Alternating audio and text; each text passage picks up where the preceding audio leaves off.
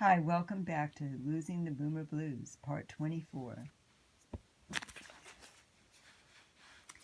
Joni and Barry were finished decorating around 2 o'clock and took off for a late lunch, leaving the rest of the committee to meet with the catering company and help them get acquainted with their makeshift kitchen and set up a workstation in the back of the gym. All they had left to do was pick up the flowers, name tags, list of songs and programs. It looked like everything was coming together as planned. They'd return in an hour before the reunion to tie up loose ends. Lucy and Judy arrived at the gym at 5 o'clock to help set up the tables and chairs. The catering folks returned shortly after that to start preparing the food and set up the buffet table. The party would begin at 7 o'clock. Barry and Joni arrived at 6 o'clock with the program's list of songs, flowers, and name tags.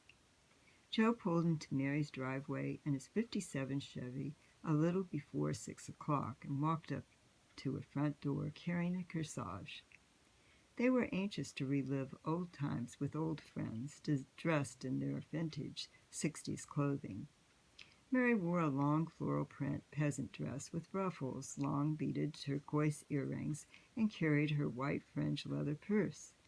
She also had the beautiful scarf Grace had given her tied around her waist. Joe wore his brown fringed leather jacket, bell bottoms, and tan fringed moccasin boots.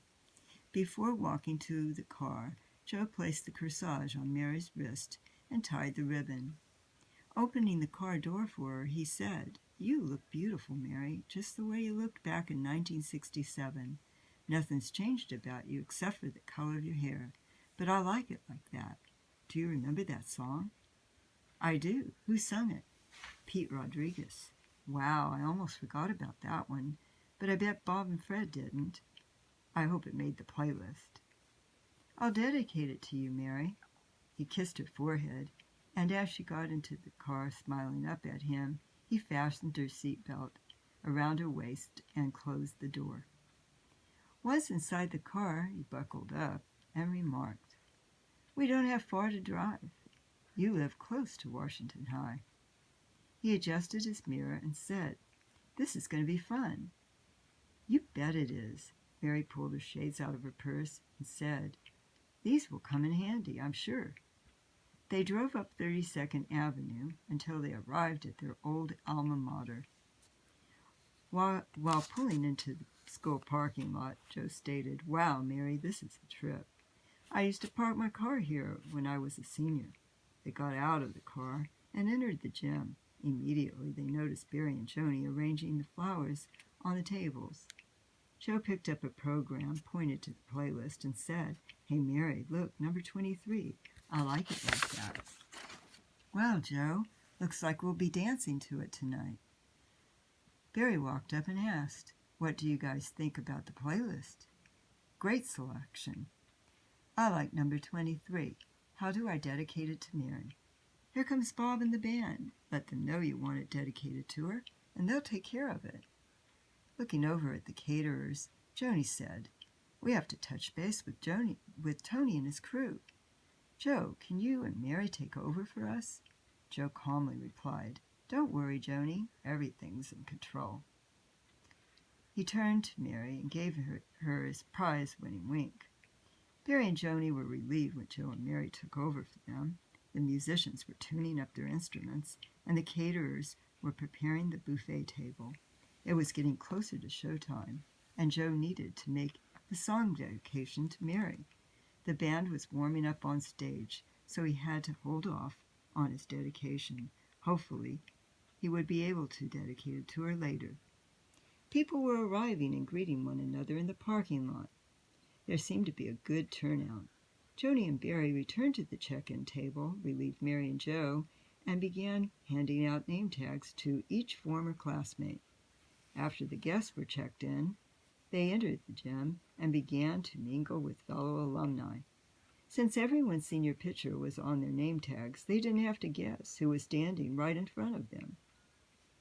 When the band began to play Smiling Faces by Sly Stone, couples rushed to the dance floor. On the sidelines, people were visiting and having fun telling stories about their days in high school. They were using all the slang words of the day, conversation either just for fun or because it seemed natural in that retro atmosphere. They wanted to relive the past, especially at their old high school gym with old friends.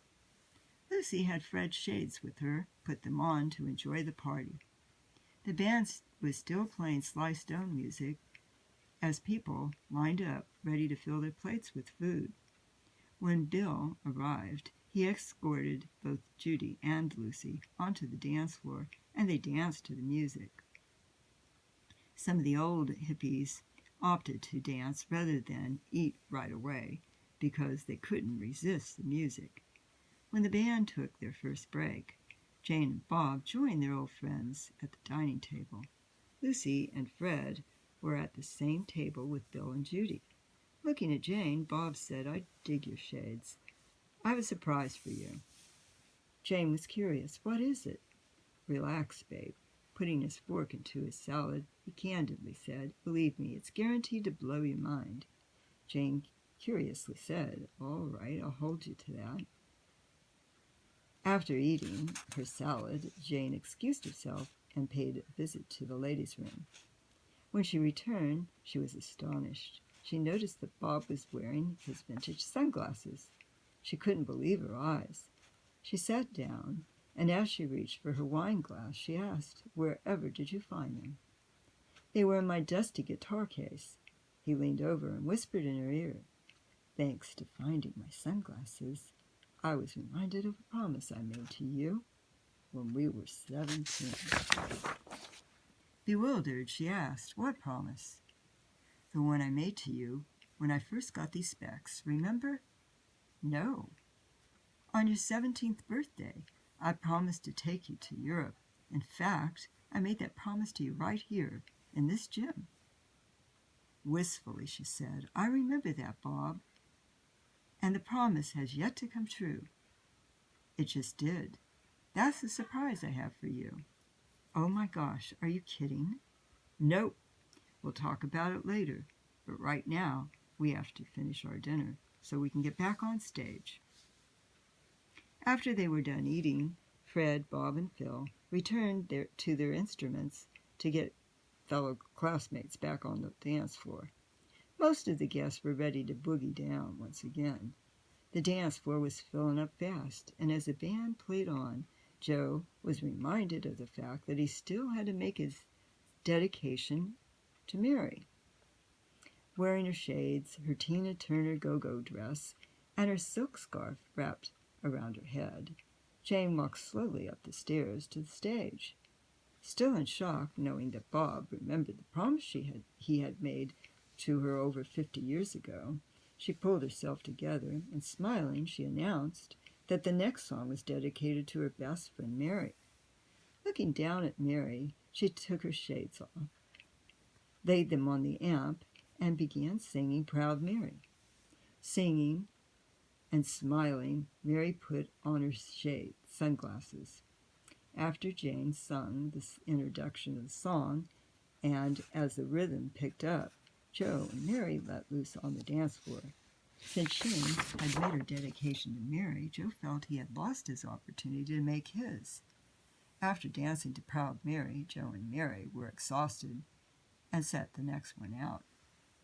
The band began playing Light My Fire, and halfway into the song, Phil took off on the drums. He performed the best drum solo of his life. All the old hippies cheered their heads off after his performance. Then, as Phil tapped his sticks together, the band continued playing Light My Fire.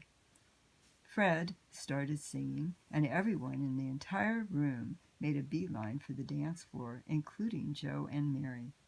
After the band finished playing Light My Fire, Jane noticed Bob was still wearing his old shades. She took his glasses off and set them next to hers on the amp. Looking into each other's eyes, they began to sing Ain't No Mountain High Enough. It was the It was their best vocal performance of the night.